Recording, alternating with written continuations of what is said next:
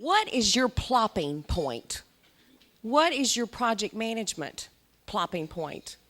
Last year, I was out walking in my neighborhood. I enjoy walking, and I saw a woman walking her dog, but maybe I should change that. She was pulling her dog, and it was a huge dog. Maybe she should have been just pulling an 18-wheeler because that's what it looked like. And the dog had made a decision the woman didn't know about. The dog was sick and tired of the hot pavement and had decided his line of vision was a cool, sprinkled yard, and he had decided to go to the yard and pulled her and just plopped down. And his get up and go had gotten up and gone, and he said, no more. When have you thought, no more one mores? Your boss has asked you just one more, and you say no. With projects, I want to talk about the plopping points. It's an amazing amount of money. Last year in America alone, the statistic was that we wasted $145 billion with projects that were not implemented or portions of projects that were implemented incorrectly. $145 billion. That's a lot of plopping, a lot of plopping. And in the next 10 minutes or so, I'd like to talk about some of the reasons I think that occurs. One is, I think when we are planning the project, we plan for current, and we don't plan for needs that will be there when the project comes to a conclusion. And I'll give you some of those examples. Most nights I'm in a rental car, and when I rent the cars, I've noticed something that's changed slightly. Used to, there was a cigarette lighter in the front. But one thing I've noticed is now there is an outlet in the front. Most of the time in the console, there's another outlet, and usually in the back there's an outlet, because haven't our needs for electricity changed with the iPods that we carry and the cell phones? But if that slight change wasn't made with cars, those cars would not be purchased anymore. I stay in hotels quite frequently, and I've noticed also that a lot of the basis of the lamps will have electrical outlets on them now. A hotel that I stayed in recently, I couldn't find any extra outlet to plug my computer in. Finally, got on my knees and went up under and behind something to plug the outlet in. You know, and I'm a baby boomer. It's not as easy to get up and down as it used to be, but the needs are changing. So just slight changes. I am based out of Nashville, Tennessee, and one thing I've noticed with our road construction, when the roads are being constructed, when it's finished, the population has already surpassed what the road will handle. So when we're planning our projects, are we planning for now, or are we also planning for what the needs will be and adding those things for the needs at the end? Another reason there is some plopping going on in our projects is a lack of standards. I recently was at Texas A&M University, and I watched the news in the morning, but I was flipping through channels, and I found a local channel, and the local chief of police was talking about his police force. And he said years ago when he joined the police force, they had the ability to either carry their own guns or to carry the department's guns. And he said he chose his own gun because the department gun was rubbing some blisters on his fingers, but they made a change, and here's the reason why. He said, if you are out with your partner and your partner is hit and goes down and somehow you lose your gun, you may have to pick up your partner's gun and use it. And if guns are different, you might not know how to use that. So the standards needed to be the same. And I read in a book recently that there was a gentleman who was with the National Guard, and he was in a city other than his own after 9/11. He picked up the phone and he called the local National Guard and he said, could I be of assistance? And they said yes. Interestingly enough, the standards were such that he walked in, did his job in another place in the country, but he knew what to do because the standards were the same, and that makes a difference. One thing is we are not detailed giving the staff instructions, and I'm going to ask somebody to join me on stage just to do a demonstration. Joe Gillen, would you come up here and join me on stage so we can do this demonstration together?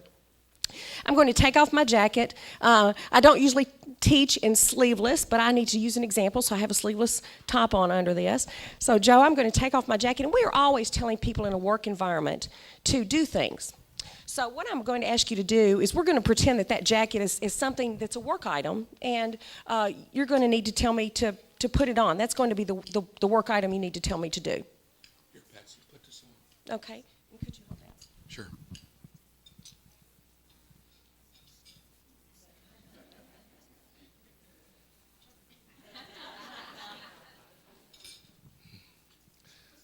Would you take it off and put it on the other way?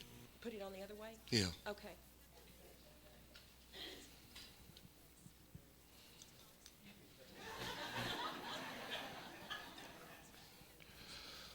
Oh, Lord. We got a problem, Patsy. Would you take it off, please? Okay. Okay, good. Now, just take it and put it on so the front part's out here Okay, I can do on that. the front. Okay, can you? Yes. I can mess this up. I just got to figure out how to do it.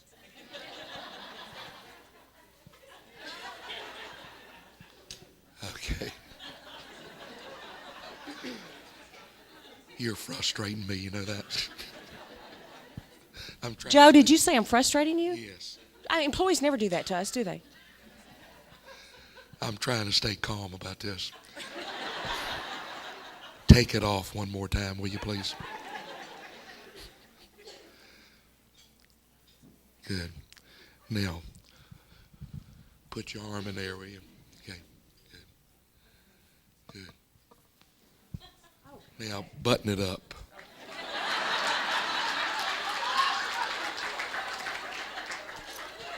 Okay. That'll do. That'll do.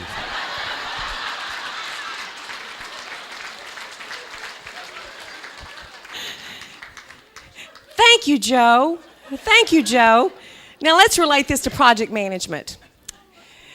We tell people things to do, and we make the assumptions that they know exactly what to do. And they go do it, and we have a deadline. And they do it incorrectly. And we check it when it's due, and there's not time to redo, and it's wrong.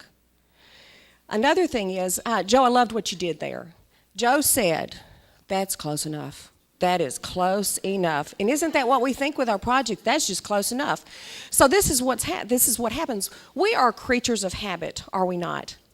That close enough, I get the wrong things into a habit. And then we have a new employee starting, and that's Chris Slack. And Joe says, Patsy, you're the newest one that's been trained, so it is up front in your mind. Could you train Chris? Yeah, I can train Chris. So I train Chris with my wrongs, and then she adds a couple of wrongs to it. And I say, you know what, Chris, that's close enough. And then we have a new employee starting, and that's Ed Nickel. And Joe says, Chris, could you train Ed? Yeah, she can train Ed.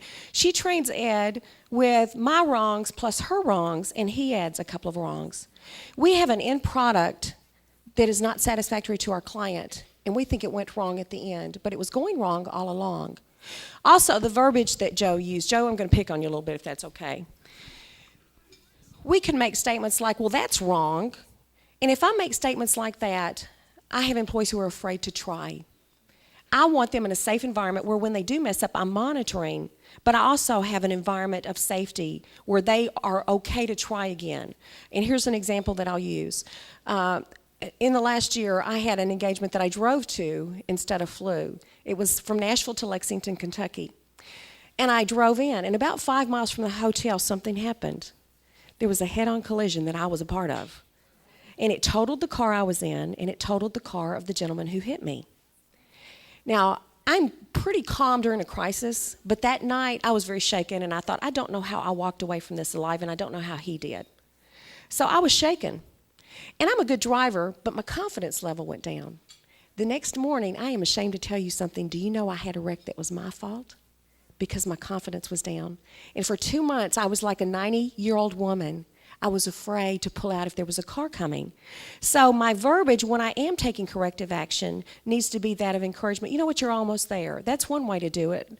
Something we found that works a little bit here is X.